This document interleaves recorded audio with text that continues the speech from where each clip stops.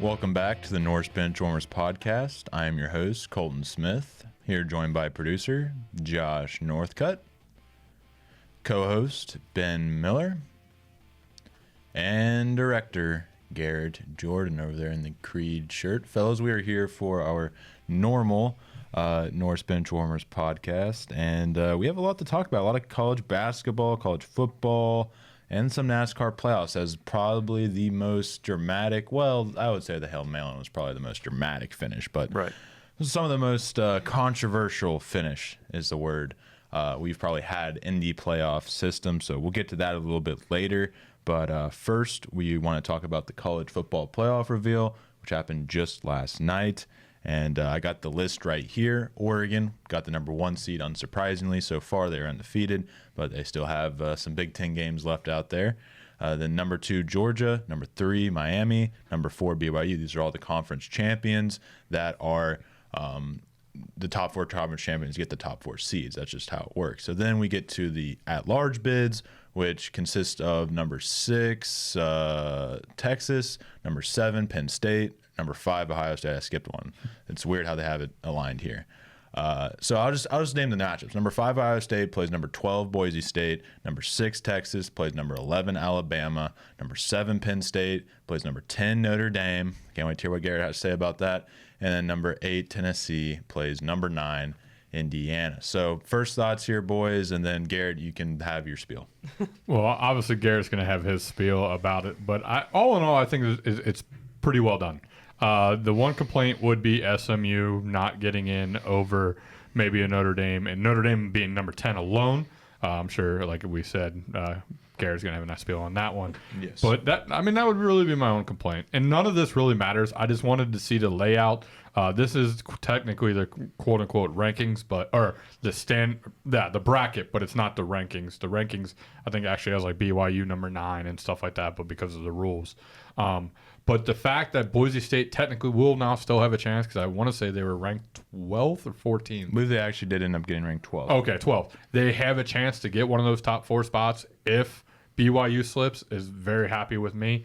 No matter what people are saying about Boise State probably losing a game, I don't see it. So yeah, I mean, overall though, I don't have too much to complain about with the college football playoffs. My only one complaint though is Notre Dame being ranked at number 10, because obviously in the beginning of the year they lost to Northern Illinois in South Bend. So in a way, I just don't know why they should be a top 10 seed. Money. I mean, yeah, money. Okay, so that sums it up. So in a world where sports has nothing to do with money, which is not a world that exists, I mean, no team on this list has even a mid-major loss. Like NIU, I guess, is technically mid-major, but I mean, they are a 500 team in the MAC, and as a former MAC member, may that league rest in peace.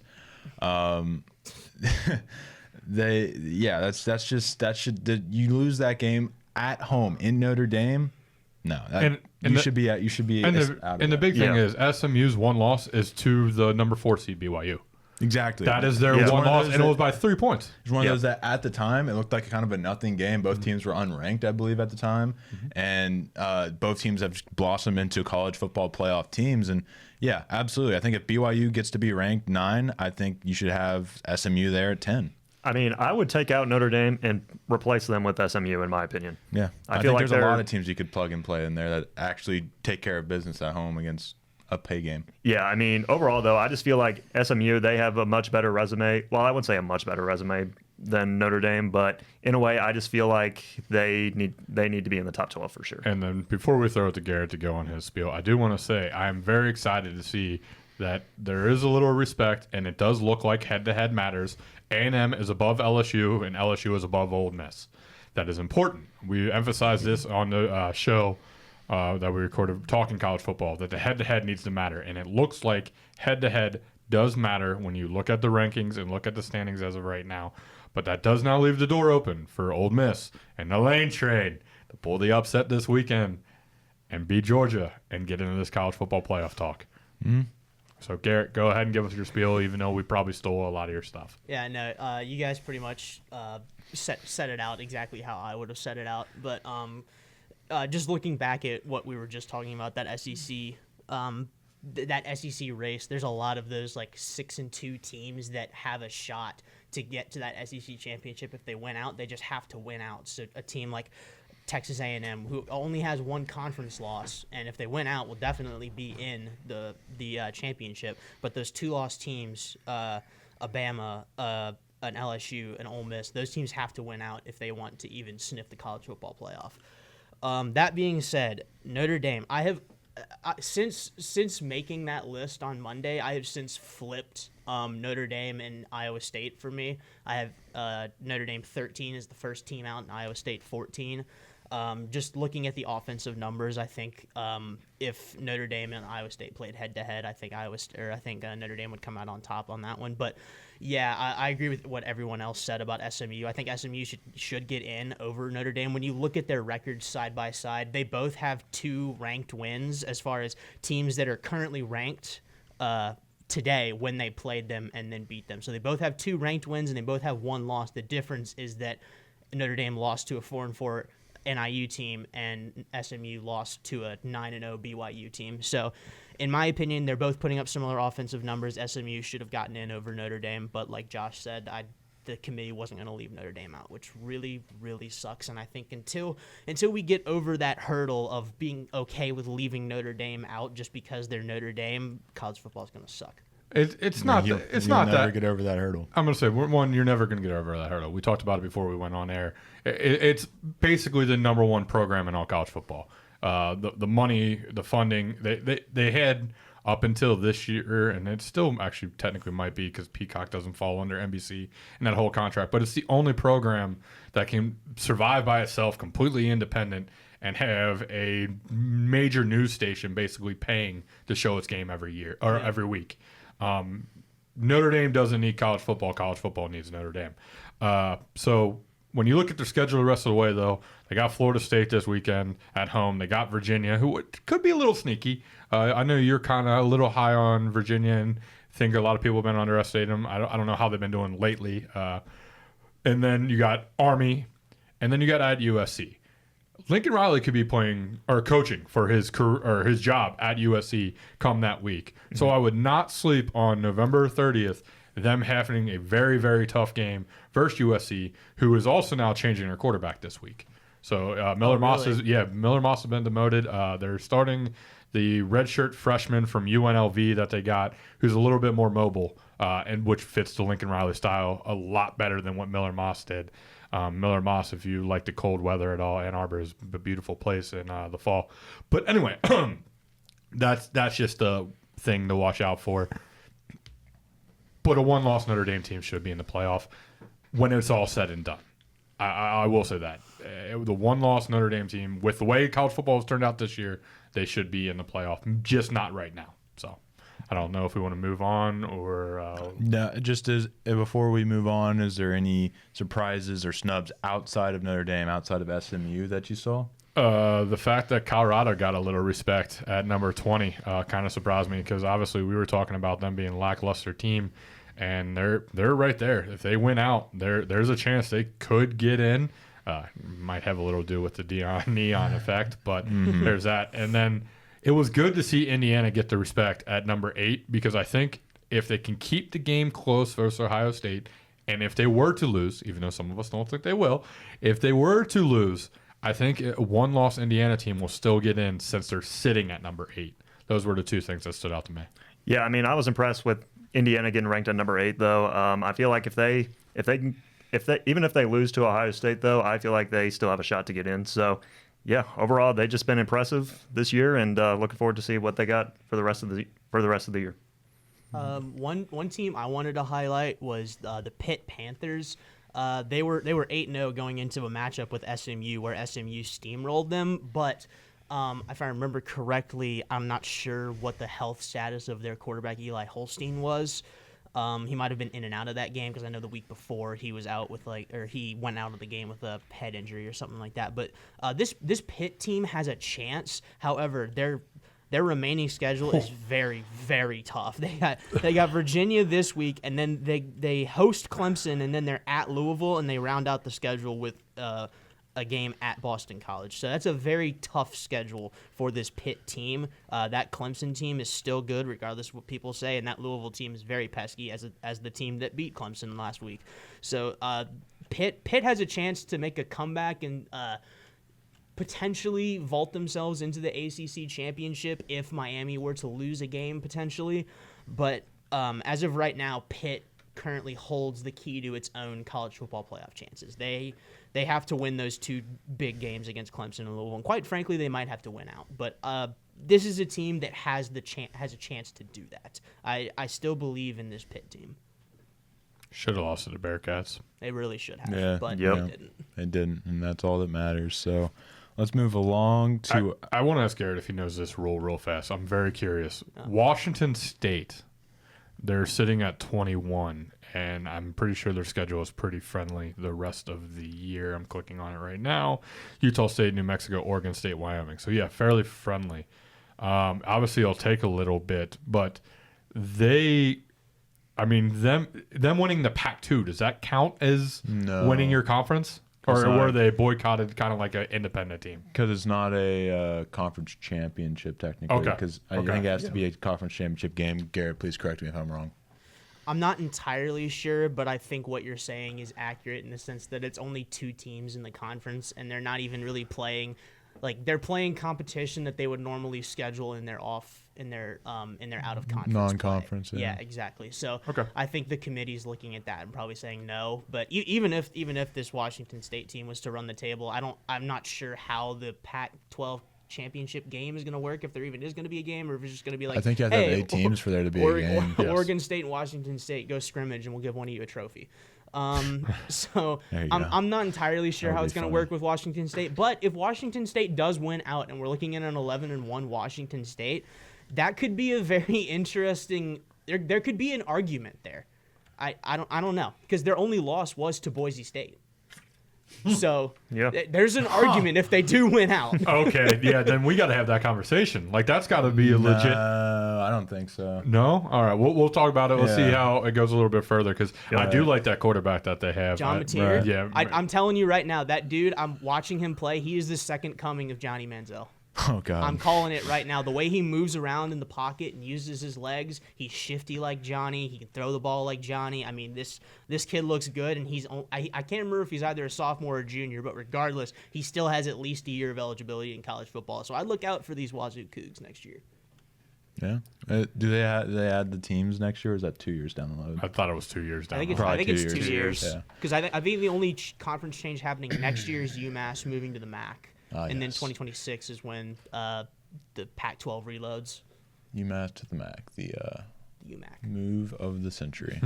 Let's move along down to the winner's circle, though. I'll let you guys start, and then I'll give mine. Go ahead, Ben. For myself, it's got to be Joe Burrow coming off a 5 touchdown performance without a NASCAR winner? My mind is blown. I really would have thought the layup was there. I'm going to take him then. Yeah, Joe Burrow, 5 touchdown passes versus the Raiders. That's my winner circle this week. That man should be in the MVP discussion. God, can we just get a winning record over the next 2 weeks? Go ahead, Garrett. You got one? I do indeed have one, and since we were talking about college football, I'm going to keep it with college football. And Incarnate Word wide receiver Jalen Walthall. Incarnate Word. FCS program Incarnate Word wide receiver Jalen Walthall scored a touchdown in the fourth quarter and was penalized for unsportsmanlike conduct after performing a headstand celebration at the end of a blowout game. His celebration inspired NFL players Amon-Ra St. Brown and Drake London to imitate his celebration in the NFL less than 24 hours later. Mr. Walthall, congrats on going viral and maybe starting a trend. Beautiful. I did see that. That was fantastic. Yes. I was going to say Ryan Blaney, but I'm not going to. I'm just going to say Saquon Barkley for pulling off the most insane video game-like move that you can't even pull in a video game on Sunday. Saquon is not human, and they definitely drug tested him Monday morning. No kidding, dude. He had some sort of power-up or something. He had, like, the boost all and just hit the accelerator I'm fairly button. certain I heard, like, a Super Mario Yeah, exactly. when he did that. He must have eaten. It's not coming to mind. The mushroom. Yeah, he ate a mushroom. But yeah, I mean, Ryan Blaney was quite clearly in winner's circle. But I'm going to stick with the Bengals and go with Trey Hendrickson, a career high 4 sacks, 2 of them on like the same drive back to back. And yeah, absolutely. If he can keep up this production, which obviously easier said than done, we could be talking about him in the defensive player of the year. Ken, I think he's up to 12 sacks on the year. I believe so. He went into that game with he was just going like 1 sack a game pace. Well, yeah, he's a little bit above that. So shout out to Trey. Probably the best free agent decision I can think of in my lifetime that we've made. I have a hard time arguing it's not the best of that franchise history. And I'll be the first one. When they got him, I wasn't a fan. I didn't think Trey was going to be that guy. I was like, he's a dude. No. He's better than he's a dude. he's better than just a guy. He is very special, and whatever our defense would look like without him, I don't even want to imagine. If only the front office would build a great defense around that guy. We had one at one point. Yeah. We did have one built around him, and then we were like, oh no. And he is up to 11 sacks. Yeah, 11 I just sacks. checked it. 11 Okay. sacks, but he It's has in what, plenty. 8 games or 9 games? Not sure, but he does have plenty of time to catch up to that 17 and a half the year before. I mean, he's still got quite a few games Absolutely. to get that. Especially if he keeps his one per game pace he was at, I mean, He'll beat it. yeah, absolutely. So Yeah, well, he can't sack Lamar apparently, so it doesn't well, matter. nobody Can anybody sack Lamar? Not Yeah. when you're wearing stripes. Did you see Oh, that? Did you see God. that meme where it said it looked like he was training zombies? That shit was insane. the image of Lamar Jackson sending Sam Hubbard to the Shadow Realm just came in my head after saying that. Yeah. Yes, tomorrow Yeah. we have to deal with that. But let's think about happier times as college basketball is back, baby. Let's go. Let's go. Did I max out again? Yeah, you did. Oh, I'm sorry. No, you're not. No, I'm not. Because college basketball is back. We had an opening.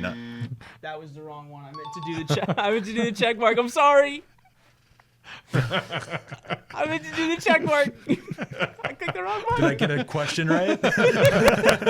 Or wrong? I don't know. Anyway. But what is right? The correct answer is that college basketball is back, baby. And we had a Monday night. It was a pretty uneventful, but it's just like when you get college basketball back, you're just happy that it's back. I and would you take what I would you argue get. there's some little storylines coming out of this. I would say there's some storylines. But do you guys want to start, and then I'll I mean, just I fill in really the don't want to blanks? start where I'm going to start, but I guess I will start there. Duke freshmen steal the show. 96-62 win over Maine. Flag 18-7-5. Knuppel 22-4-2. And Malakaw 6-6-1.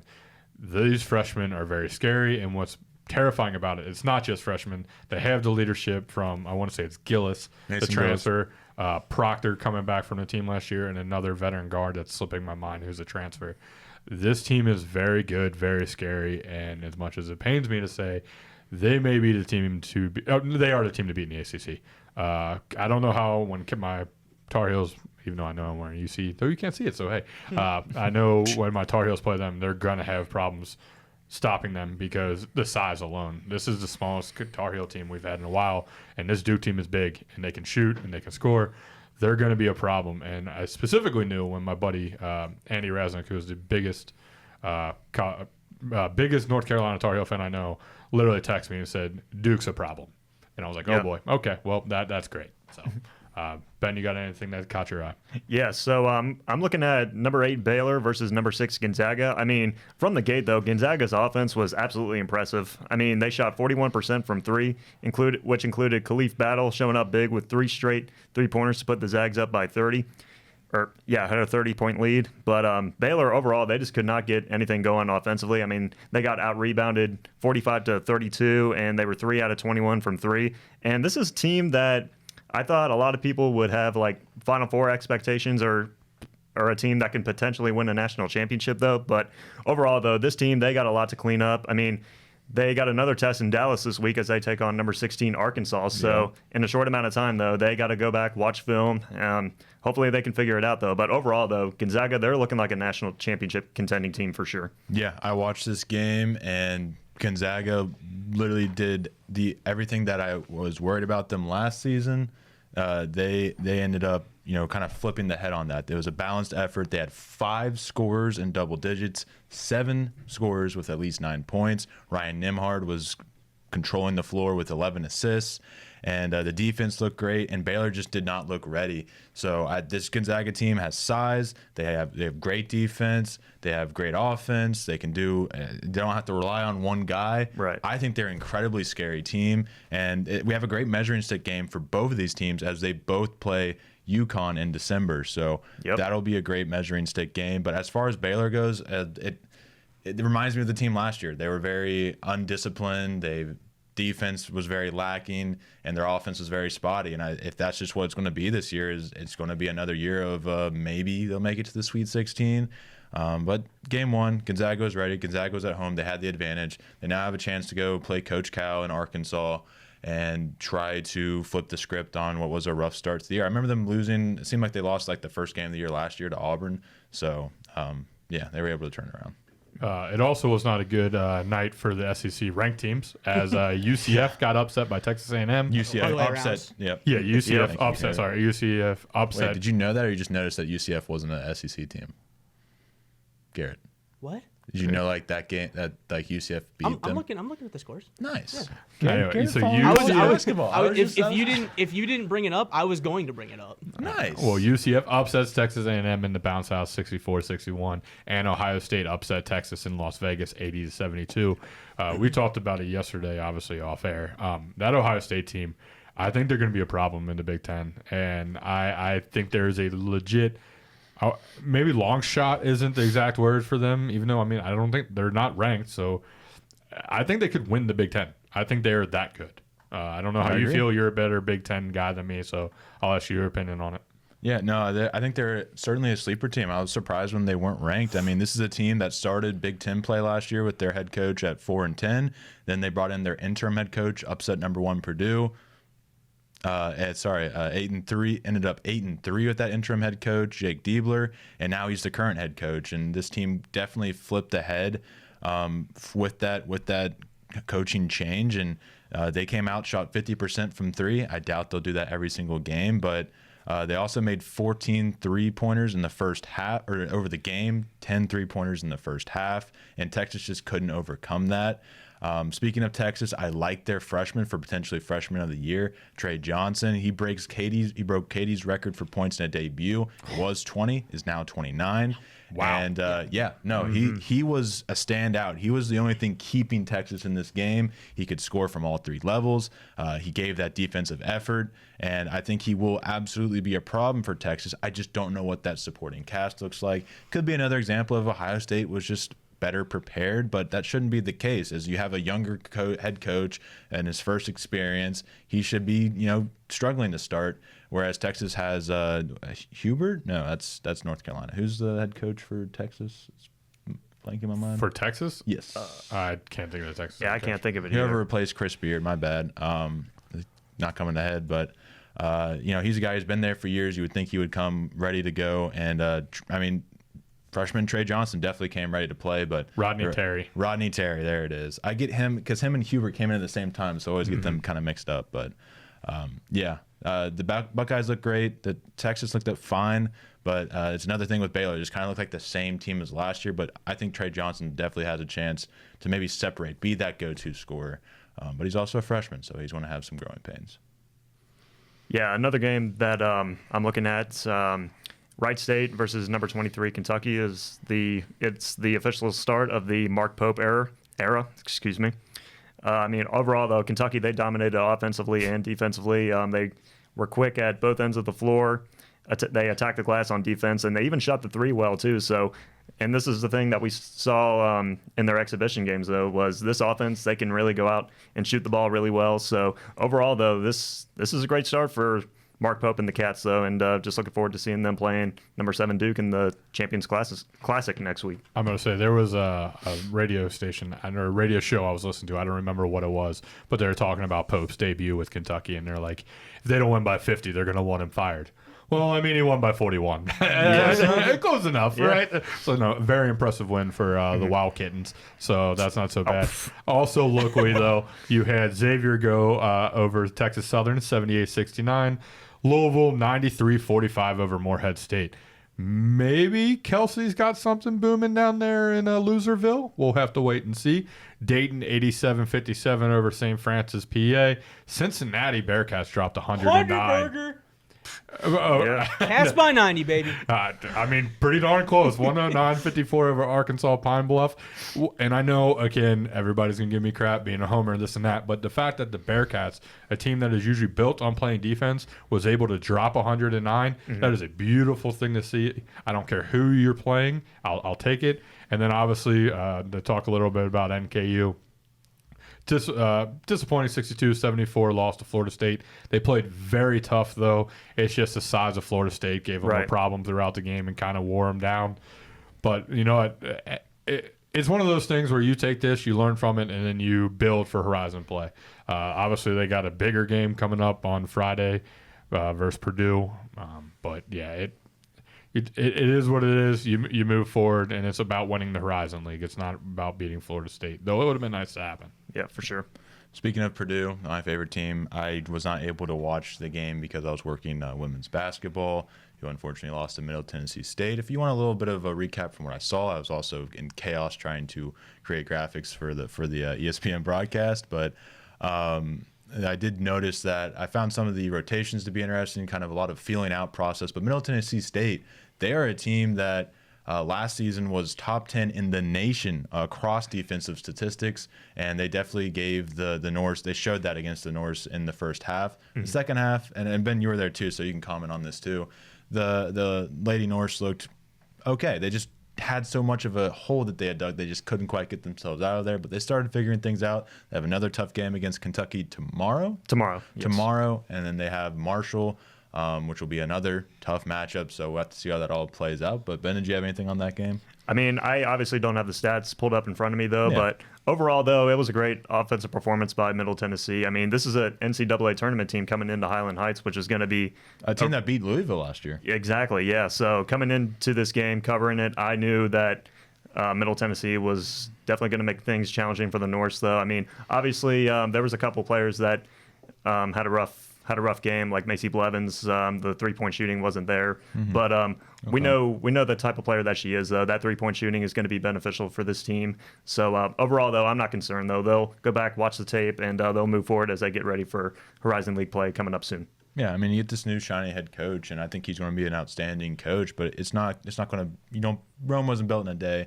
You're playing against tough opponents. He knew going in that this wasn't going to be easy, and they're at least trying to make the most out of it. But circling back to my Purdue Boilermakers, number 14 Purdue Boilermakers at that, they played Texas A&M, Corpus Christi, and they kept it a little close. I saw some highlights, and it was like, wait a minute, we're only up 7 on Texas A&M Corpus Christi in the second half. What the?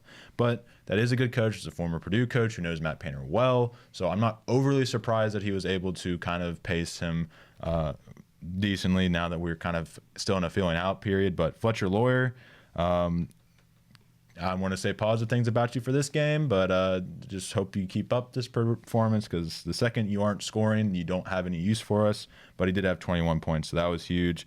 TKR, Trey Kaufman-Wren, had a nice 15-9 game. And then freshman Daniel Jacobson, our replacement for Zach Edey, 7'4", 13 points, 7 rebounds, and 3 blocks on the game. Wait, you're saying he's 7'4"? Yes. Or Edey's 7? Yes. No, well, they both are 7'4". So wait, you got another 7 foot. Man, Yes, Matt, and it looks like potentially, maybe, we might actually use him outside of the paint. So, shout out Matt Painter. Where do you find these trees? I was going to say Matt Painter. He knows how to recruit these 7-footers. Well, you also got to think it's to a point now. Like, if I'm 7'4" and I want to develop into an NBA level prospect, Matt Painter, you're trying to turn me into an NBA level prospect. That's fair. That's fair. Yeah, I'm excited to see what this team brings. I do think there is definitely a chance NKU could punch us in the nose and we don't come back, because I'm not quite sure what the offense is looking like so far. But our size will definitely be a problem for NKU. I am rooting for both sides. Whoever wins, and I'll be happy.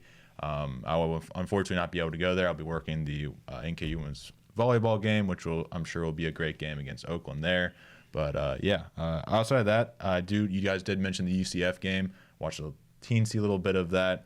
And there was it interesting because that UCF team, they got a lot of transfers in there. That's the one I believe Mikey Williams went to, if I remember correctly. UCF, it's basically a land of misfits. Yeah. And they're like taking pride in being like the criminal Being the Urban Meyer Florida team. Yeah, essentially. Thank you for the words. I'll put it into those words. But they defeated number 13 Texas A&M, a team that honestly I didn't really have much feelings about. I want to give a shout out to Darius Johnson, who stood out with 24 points, but also Jordan Ivy Curry, the UTSA transfer, who had 16.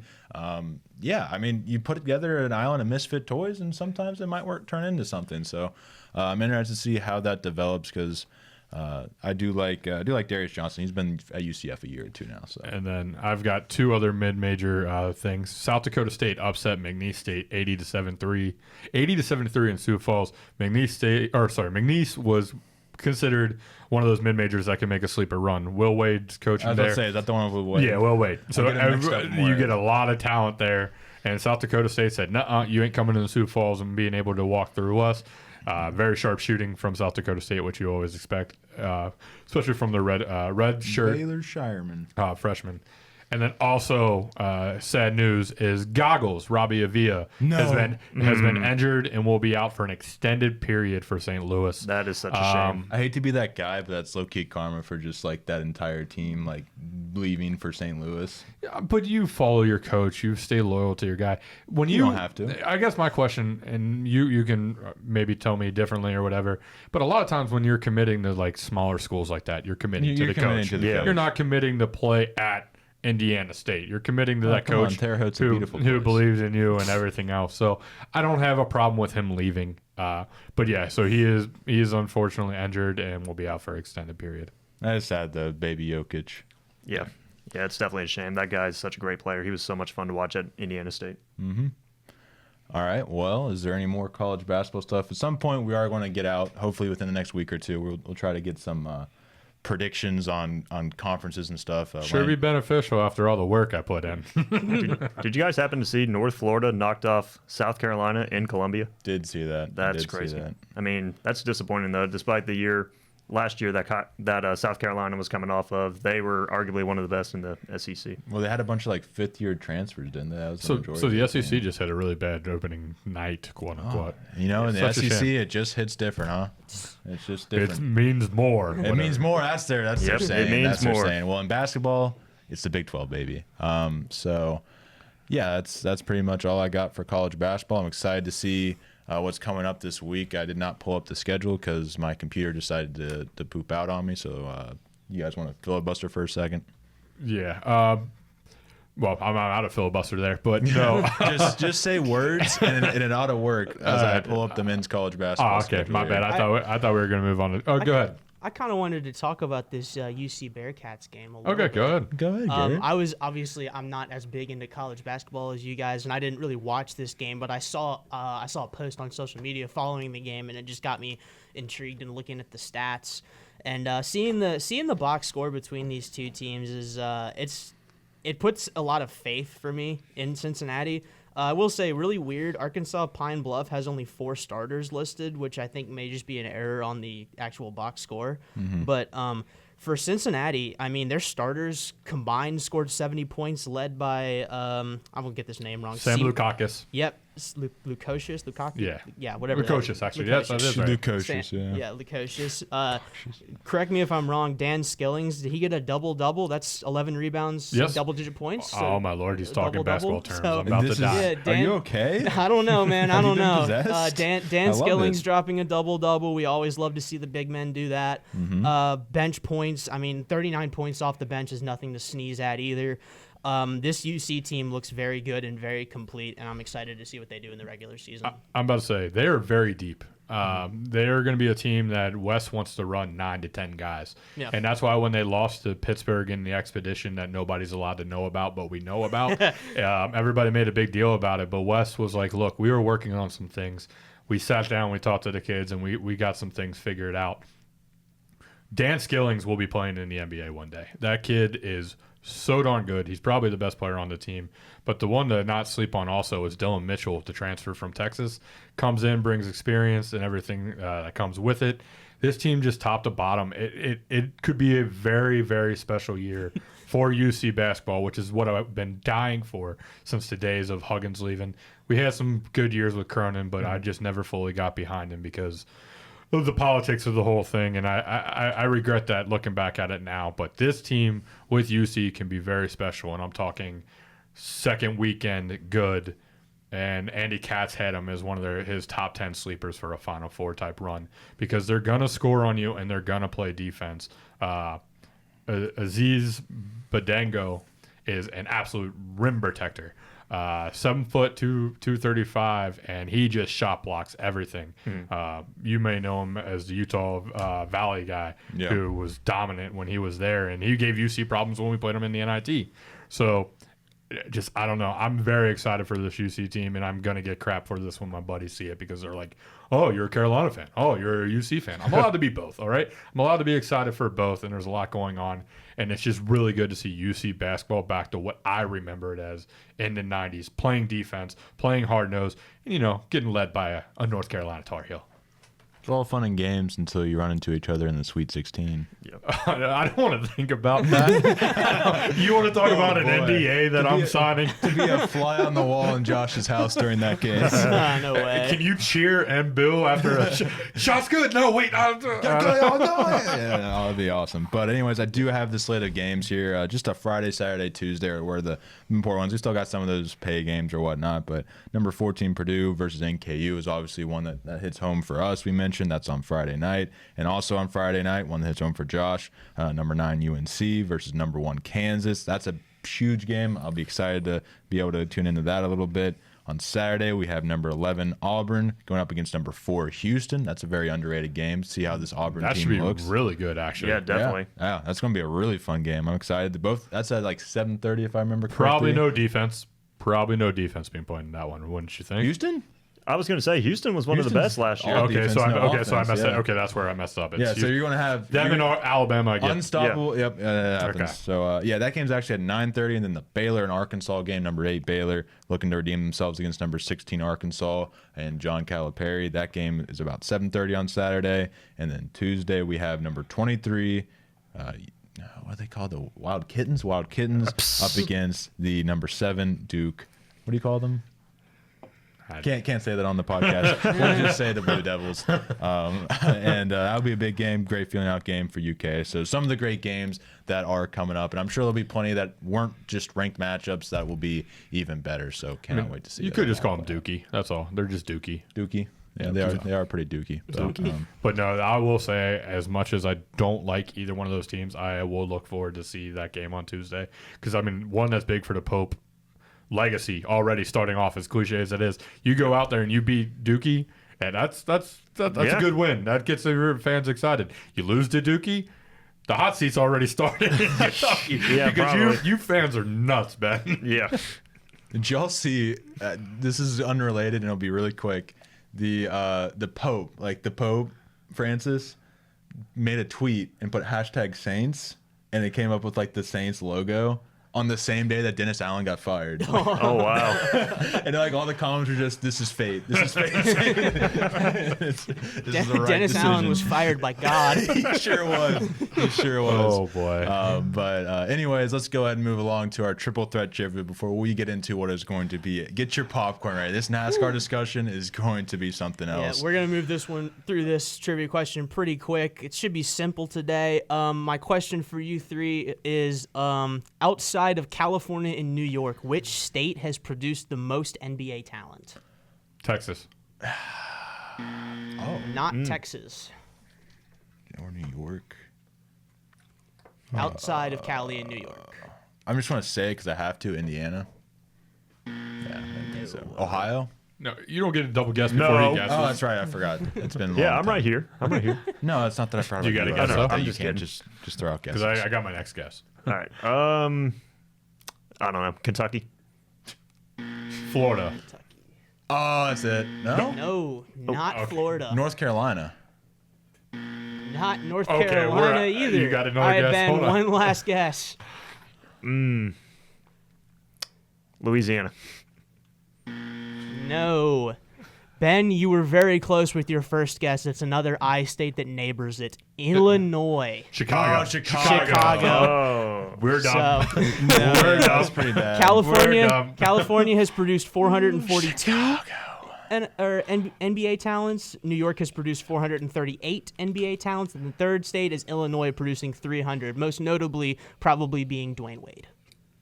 Pain. I'm an idiot. Yeah. Speaking of which, did you guys see his statue? We talked about it already. Yeah. What was 4 and 5 that's on that list? 4 is Pennsylvania and 5 is Texas. I just went with the biggest state first, and then I was like, okay. So honestly, I'm surprised North Carolina isn't in that top 10. Indiana is number 7. Yeah. North Carolina is number 10. They round out the top 10. North Carolina and Indiana are just more like quality over quantity type prospects. Illinois was the most obvious thing in the world, though. Just Chicago. Yeah, they're sitting right next to it. It's I forget Illinois is a bordering state to us, I'll be honest. Right. But it's what drives me crazy about, like, DePaul. Like, why is DePaul so bad at basketball? You're in Chicago. Northwestern? Just recruit Chicago. Why is this so hard? No, we don't do that. Well, because everyone else goes in and does it. Everyone just, there's already like lines established. Yeah, but there's so much talent there. No, I There's get so it. much talent in Chicago. You can't tell me just recruiting Chicago alone wouldn't make DePaul better. Yeah. No, I They get have it. no business being that bad. That's another childhood team that used to be good that is just dog crap. I do Yep. remember that. All right, so we have cut that NASCAR. I should have known better than say, oh yeah, we'll cut this college basketball a little short today. Let's go ahead and get right into it. Ben, recap the race. all right. So our race results from Martinsville. Ryan Blaney gets the win, punching his ticket to the championship 4. Chase Elliott in 2nd, Kyle Larson 3rd, Austin Cindric in 4th, Denny Hamlin 5th, William Byron 6th, Austin Cindric in 7th, Ross Chastain 8th, Brad Keselowski 9th, and rounding up the top 10, Colton, you don't want to hear this, Joey Logano. And number 22nd is Christopher Bell, and 34th, Tyler Reddick. And drivers who are eliminated from the playoff contention are Kyle Larson, Denny Hamlin, Christopher Bell, and Chase Elliott. Recap of the race. Started off with one of our playoff drivers, Christopher Bell, going for a spin. But in stage 1, though, Hendrick Motorsports, they definitely look strong. I mean, you had Chase Elliott and William Byron absolutely dominating. And Elliott, it was a good thing that he had a good race car because he was in need of a win. But he did catch a little bit of trouble in the pits as he had a slow pit stop, which knocked him back to 26th on the restart. But we saw some guys getting aggressive, though. I mean, we saw it from Ryan Blaney as he was getting aggressive with Shane Van Gisbergen, which shoved him up into William Byron, though. But this last restart, though, got interesting as Larson was leading, and it looks like he was going to run away with the win, but Chase Elliott had a much faster car, and he was getting more aggressive. Like I mentioned before, he was in a must-win situation to try to punch his ticket to Phoenix, and even Ryan Blaney, another guy who had to win this race to punch his ticket to Phoenix, he was showing aggression, especially to try to get by Kyle Larson if he was going to try to catch Chase Elliott, though. But the thing I was impressed with, though, was on that last restart, Ryan Blaney restarted in 10th, and he worked his way up to the field to win at Martinsville, and he punches his ticket to the championship 4, joining Tyler Reddick, Joey Logano, and William Byron. So overall, though, what a crazy race. And also, I forgot to mention the controversy that... You forgot to mention the Yeah. most Yeah, important part of the the race. whole Ben. reason I'm over here looking up the exact rule definition. Sorry about that. But the controversy, though, Bell, he was trying to bring back the Hail Melon, and NASCAR was not allowing that. As they said, he violated the safety rules. So William Byron gets the 4th and last final 4 spot in the championship. So in my opinion, I feel like NASCAR got it right. So overall, what did you guys think? NASCAR did not get it right, and it's because there was 2 other cars on the track. Well, 3 other cars on the track, also messing with the race. Mm-hmm. You had the 3 and the 1 openly admitting on the radio they were doing everything they could to get the 24 in, so Chevy would be happy. And then you had the 23 come out and basically hit the brakes because his tire was going down to let the 20 go by him. It's frustrating. I don't think NASCAR got it right. I still don't think that rule should be completely illegal. I get maybe for safety reasons you don't allow it, but I do know that over the last probably 5-6 years, the most watched clip in NASCAR is Ross Chastain putting it into the wall to get into the playoffs. Yeah. So I'm a little butthurt about that. I'm also butthurt because I don't like Hendricks and I don't like Byron, and I think that they all get babied. That's just me. You weren't going to leave Chevy out of the playoffs, though. You weren't going to have 2 Fords, 2 Toyotas, and the most marketable manufacturer not be in the playoffs. So congratulations, William Byron, on winning your championship. Yeah, okay. So I do agree that they got it wrong. They were very inconsistent with not penalizing the 3-1, whoever else was Chevy, and the 23 of Bubba Wallace, because it was very clear. I mean, they literally ended Michael Waltrip Racing for Clint Boyer rubbing his nose. Like that's Spingate. You know about Spingate? No, I actually don't know about So that. essentially, they came over the radio, and I forget what exactly the code was, but they actually like kind of hit it. Like I would say they're not very well, but they hit it, and they fined like Michael Waltrip Racing $100,000, and basically that just sponsors went away, and they lost everything, and that the whole Spingate ended Michael Waltrip Racing. I do so remember they ended that for Boyer spinning himself in order to get Martin Truex Jr. in? Yes, yes. And then, of course, you'll find this funny. They ended up just slapping in Jeff Gordon into the playoffs, even though he didn't even deserve to be in the playoffs. Just Yeah, because they- he is Hendrick. Yeah, like back. Yeah, I remember. So you're saying there's been a history of Hendricks being... You know what? I'm done. Yeah, Bye, now, Josh. But yeah, now that you brought that up, though, I remember like back then, though, the playoff grid, it was like 12 drivers and you're in, but they added an additional 13th, which was They Jeff literally Gordon. Had a So 13th spot for Jeff Gordon. It's Yeah, like you so- can't make it more obvious than that. But Yeah. but even more like a closer situation is where you had Cole Custer slowing down other cars at the Roval to get Chase Briscoe in a couple years. He got fined for that. I don't necessarily think Briscoe should be fined for that. In this case, I don't think necessarily Byron should be fined for that. At the end of the day, I think the person that should be fined is the manufacturers. They are the ones that are meddling with these guys, telling them before the race, I need you to do this, this, and this. Telling them during the race, I need you to do this, this, and this, and making it to where we're turning into F1 a little bit. But I was about to say, wasn't this the same thing we were criticizing F1 for Yeah. when McLaren did this exact situation? Yeah. not this exact situation. The McLaren did was they had Lando Norris in the lead and told him to just let Piastri by, and there wasn't any interference of the overall like running for a championship. But they messed it up and they pitted him wrong, so that fell on the team. Yeah. That's why they wanted to fix it, Right. So they didn't screw over Piastri. I think this is worse. I'll be honest with you. I think this is worse. I think you messing up your own team is a little bit different than 3 cars on the track blatantly just letting other cars go by them. I would agree with that. And then also taking a spot away from a guy who, you know what? He may have full sailed it into the wall, even though he didn't. I don't think he hit the wall on purpose. He did not intentionally hit the wall on I purpose. think he lost right? track of the car, and then he said, "Screw it, let me just Screw it send and it." do that, even though he didn't have to. Correct, and he didn't have to. Yeah. But why not just let 5 guys in? Why did it have to be 4? They were If roles tied were in, reversed, maybe. They were tied in points, Colton. They were literally, it was 0-0. They was- were yeah. tied. Right, And but he Bell gained gets in that- over because of a bonus point or the tiebreaker. What was the tiebreaker that makes it so special? If they're tied, just put 5 people Because he in. had the best finish in Right. second place at Las Vegas. Yeah. Of the two.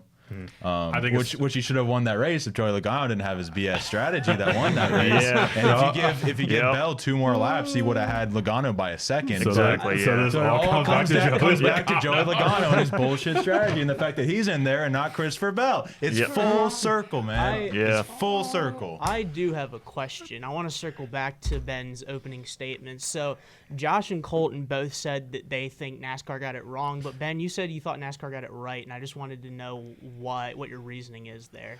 I mean, NASCAR was obviously really clear on this, that they don't tolerate, like since the Ross Chastain Hail Melon back in 2022, that they don't tolerate them riding the wall to try to gain advantage. So that's just my personal opinion why I think they got it right. No, so to be clear, I completely agree with Ben's statement there. Christopher Bell should have been penalized, and he did what was against the rule that was set. For the first time in maybe my lifetime, they did not have a gray area there, and they actually did the rule as it was put in there and followed that. And I do completely agree with Bell being penalized for what he did, because you can see it on the clip. It's clearly just turning right into the wall, no attempt to get off of that wall, and you were accelerating. He could have even done that, and if he was letting off, he probably could have gotten away with it. But they have that telemetry data. They know that that's what he did, and he absolutely should have been penalized for it, because guess what? As fun as it was, it's against the rules now, because it is. If you're going to allow Bell to do it and say that that's still not, like, that was probably the least egregious you could do, then you start seeing it at the higher speed tracks like Phoenix and stuff like that, and that's when somebody can get hurt. So, yeah, and we've seen it at Darlington. Larson tried it before it was outruled for Chastain. So it's just best if you just don't let people do that, because it does have the potential, not even just for the driver, but if like stuff starts flying, especially at Martinsville with how close it is, something could fly to some photographer, whoever standing on that little passageway there, and it could end up injuring them as well. So it's just best to try and avoid cars from riding the wall or touching the wall as much as you can. And so, yeah, at the end of the day, I think definitely got that right, but I think they got it wrong by not penalizing at least the teams. I think Chevy, I know that would be kind of ridiculous to think, but I think the manufacturers are the ones that are kind of at fault here. They're the ones that are pulling the strings, telling these guys to make sure that our driver gets in or whatnot, which I get, but at the end of the day, it's stupid. Well, it's the stuff that you're creating with this bullshit, bull crap format. There was two things that caused this whole playoff thing to happen, and it's kind of been changing. And again, I fell out of NASCAR during this time, so I just have it's Carl Edwards and Tony Stewart. your boy dominating everything, right? Yeah. And then I thought the other one was Matt Kenseth winning a championship without ever winning a race. So Matt Kenseth won the championship and started the chase, but actually what brought upon the playoffs was Carl Edwards and Tony Stewart in 2011 when they had a tie-breaking finish. It was very exciting. The reason I quit watching NASCAR for 4 years because Tony Stewart won on a tiebreaker. But they finished like 1-2, like, or 1A, 1B at the end of the year. Yes. Oh yeah. Hey, I have a video about it out there on the internet. I do remember that. Very good I video. do remember them finishing tied. I remember that whole drama. Yeah. There's 36 races and they finished tied. Yep. In the chase. Oh, in the chase. Okay. Stewart was one where you can argue he probably barely even make the chase, Yeah. and then ended up just going off in the chase. Edwards is good throughout the year. Yeah, I remember. Very great season. Yeah, I remember Tony My Stewart. favorite. Tony Stewart, he went into the chase winning 5 out of the 10 chase races, though. So yeah, he definitely turned that season around. But obviously, one of the greatest battles in NASCAR history. So talking a little bit about Phoenix, I just thought I'd throw these out. I know you know me, and I love my driver averages numbers. Blaney is by far the most dominant person at this track. In the last 7 races at Phoenix, he has 6 top 5s, 7 top 10s. Worst finish, 10th. Next up of the playoff drivers is William Byron. He has 1 win, 2 top 5s, 4 top 10s. Followed by Joey Logano, 1 win, 2 top 5s, 3 top 10s. And then Tyler Reddick, kind of way down there. 0 wins, 2 top 5s, 3 top 10s. This weekend's going to be fun. It's 4 pretty darn good drivers. One doesn't obviously deserve to be there compared to the other. And when you think back at it, you know what, you're right. Like that did steal a spot from Christopher Bell.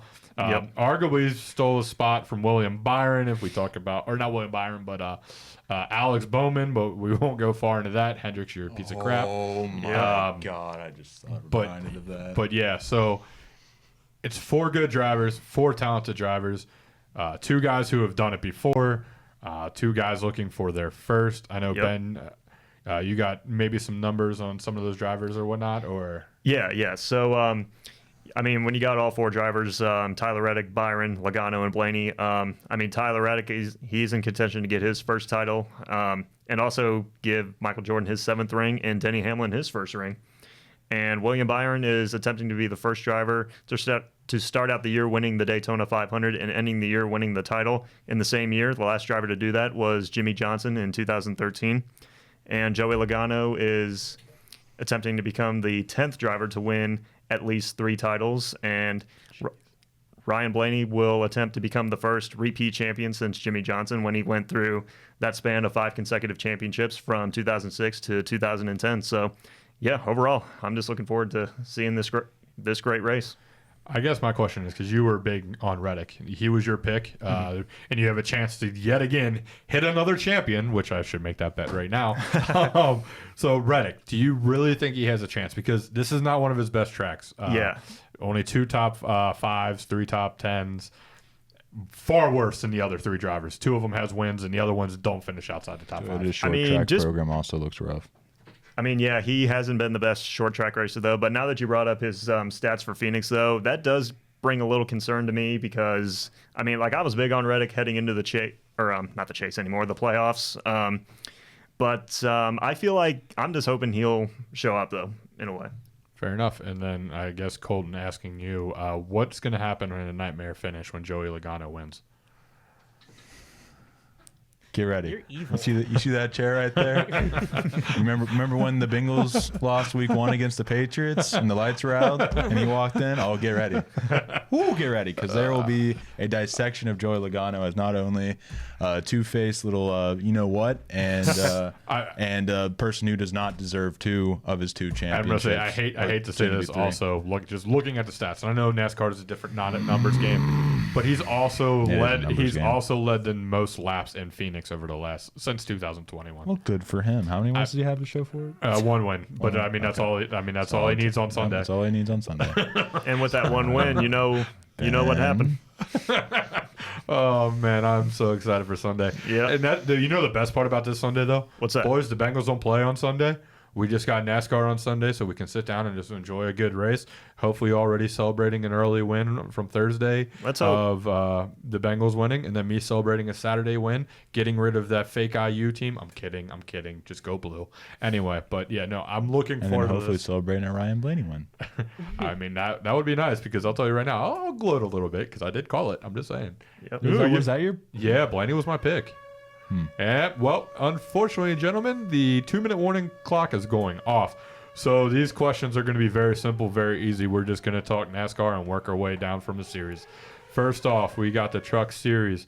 Who do you all see winning the championship? Ben? For myself, I'm going with Corey Heim. Should have won it last year. He's had a great 2024, so give me Corey Heim. Yep, I'll piggyback off that, Corey Heim. I'm going to go with Christian X. For Xfinity, Colton? Ben? For myself, I'm going with Austin Hill. Oh, I know I'm going with that. I'm going with the Dinger. Dude, Dinger championship would feed families and generations. Oh, you're going to see some emotion out of that guy if he wins You'll it. see emotion out of me. And I'm going to go Cole Custer.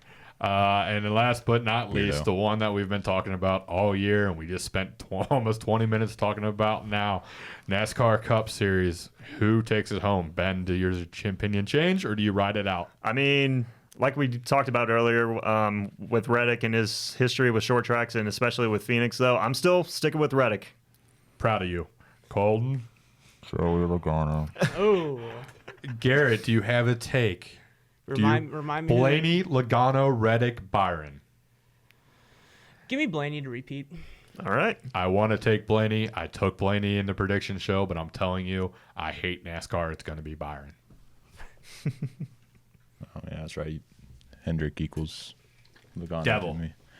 All right. Well, that's pretty simple, pretty straightforward. Let's go ahead and move on. I just realized we never turned on that TV behind Ben, so I hope you guys enjoyed that black screen behind them.